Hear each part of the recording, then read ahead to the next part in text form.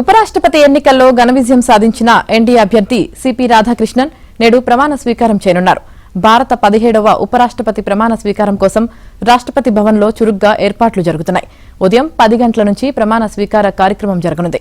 CP రాధాకృష్ణన్తో రాష్ట్రపతి ముర్ము ప్రమాణ స్వీకారం చేయించనున్నారు. ఈ కార్యక్రమంలో ప్రధాని నరేంద్ర మోదీతో పాటు కేంద్ర మంత్రులు, ఎన్డీఏ కూటమి కీలక నేతలు పాల్గొననున్నారు.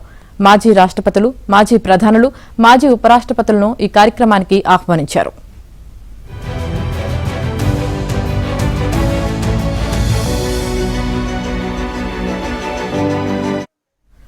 ఉపరాష్ట్రపతి ఎన్నికకు ఈ నెల 9న జరిగిన పోలింగ్లో ఎన్డీఏ కూటమి అభ్యర్థి సిపి రాధాకృష్ణన్ తన సమీప ప్రత్యర్థి జస్టిస్ సుదర్శన్ రెడ్డిపై 152 ఓట్ల మెజార్టీతో విజయం సాధించారు.